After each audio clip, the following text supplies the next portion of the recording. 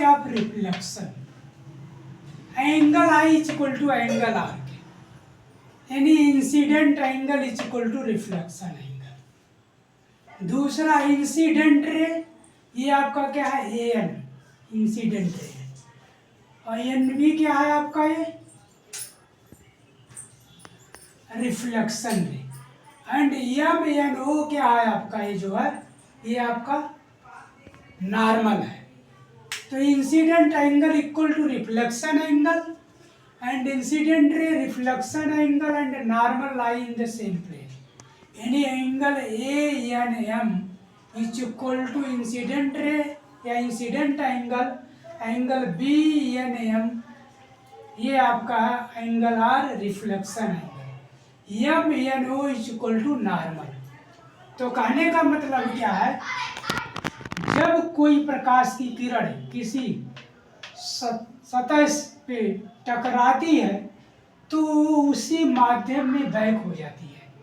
तो ये आपका इंसिडेंट रे हो गया, ये रिफ्लेक्शन रे हो गया, और ये एंगल आई हो गया, ये एंगल आर हो गया। तो ये आपका लॉज ऑफ रिफ्लेक्शन यही कहता है कि incident angle is always equal to reflection angle, incident ray reflection ray and normal lie in the same plane. This is the law of reflection of light. वैसे हम जानते हैं कि लाइट एक इलेक्ट्रोमैग्नेटिक वेव होता है जो हमें वस्तुओं को देखने में सहायक होती है, और लाइट की स्पीड क्या होती है 3 गुणे 10 पे पावर 8, 3 गुणे 10 पे पावर 8 मीटर पर सेकंड होती है, और ये स्पीड किसमें होती है निर्वात में, नहीं वैक्यूम में या एयर में, ये स्पीड होती है। लेकिन अगर कोई मीडियम में लाइट जाती है तो उसकी स्पीड कम हो जाती है, ठीक है। तो ये आपका ये नियम है आपका लॉ ऑफ रिफ्लेक्शन होता है। ये जो है एयर में स्ट्रेट लाइन में चलती है, लेकिन किसी मीडियम में लाइट जो है वो स्ट्रेट लाइन में ना चल के जो है वो अलग अलग स्पीड के साथ डिफरेंट डायरेक्शन में चलती है। Okay, thank you. Law of refraction, पहले हमने बताया लॉ ऑफ रिफ्लेक्शन, लेकिन लॉ ऑफ रिफ्रैक्शन और लॉ ऑफ रिफ्लेक्शन में डिफरेंस होता है। हमने फिगर क्या बनाया था आपका, ये आपका अगर लाइट सेम मीडियम में बैक हो जाती है तो ये होता है लॉ ऑफ रिफ्लेक्शन होता है।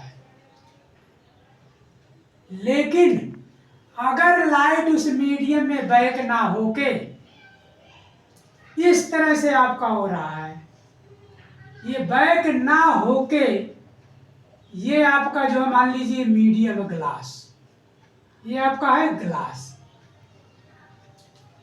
और ये जो है रिफ्रेक्ट हो रही है, यानी ग्लास से होते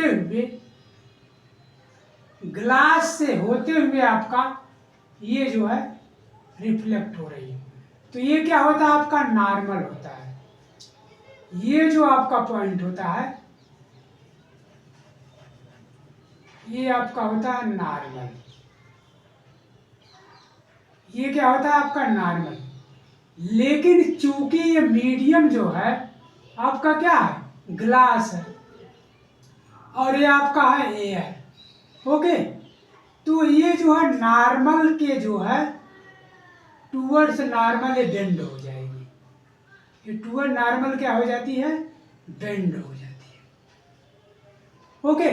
तो ये आपका क्या हो जाएगा इंसिडेंट रे हो जाएगा, ये आपका क्या हो जाएगा इंसिडेंट रे हो जाएगा, ये एंगल आई हो जाएगा, ये आपका क्या हो जाएगा एंगल इंसिडेंट एंगल, ये आपका हो जाएगा incident angle, okay.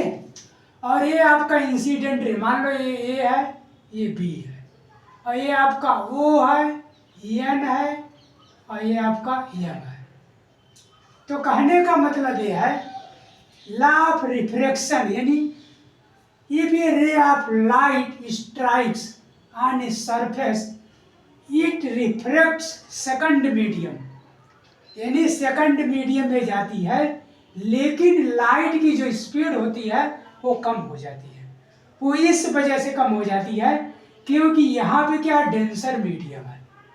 This is the glass and this is the air.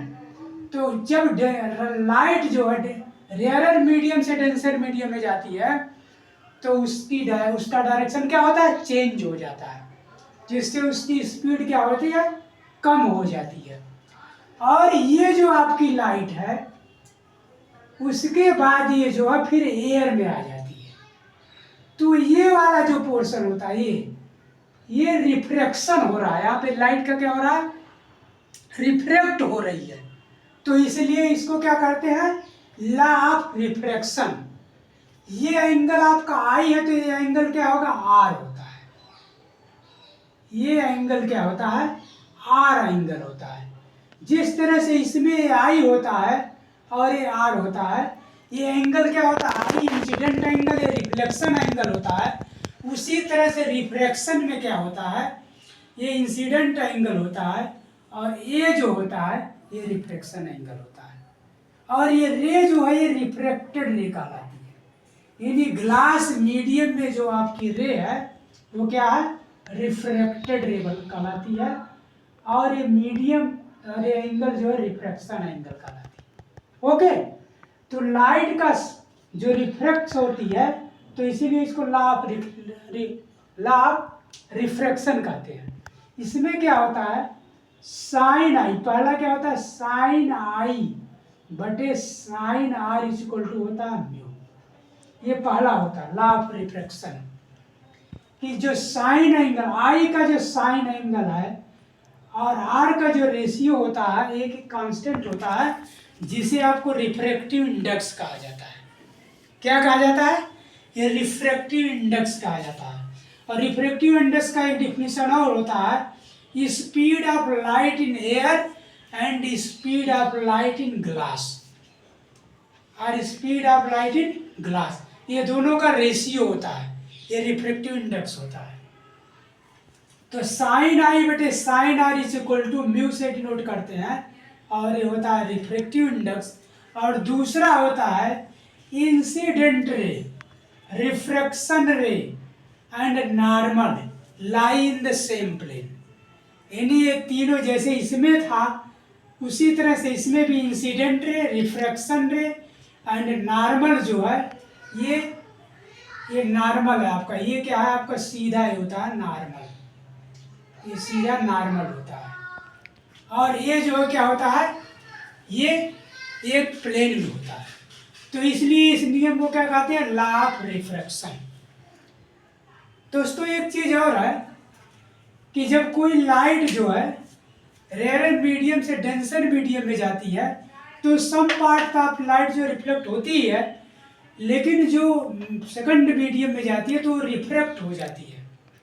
ठीक है, तो इस लाइट की जो रे होती है उसमें वीकनेस आ जाती है, यानी उसकी स्ट्रेंथनेस कम हो जाती है। इस वजह से पहले जैसी स्ट्रेंथ उस रे ऑफ लाइट में नहीं रहती है, इसलिए इसका डायरेक्शन चेंज हो जाता है और इसकी वेलोसिटी भी कम हो जाती है। लेकिन इसकी फ्रीक्वेंसी जो होती है लाइट की, ये हमेशा कांस्टेंट रहती है, चाहे वो किसी भी मीडियम में जाए। ओके, तो ये होता है आपका लॉ ऑफ रिफ्रैक्शन। तो लॉ ऑफ रिफ्रैक्शन में हम थोड़ा बता देते हैं आपको। Of refraction by statement sine I बटे sine R is equal to mu, यानी ratio of sine I incident angle divide by ratio of sine R refraction angle एक कांस्टेंट के बराबर होता है जिसे रिफ्रैक्टिव इंडेक्स कहा जाता है। दूसरा होता है incident ray, refraction ray and normal lie in the same plane. Okay, thank you.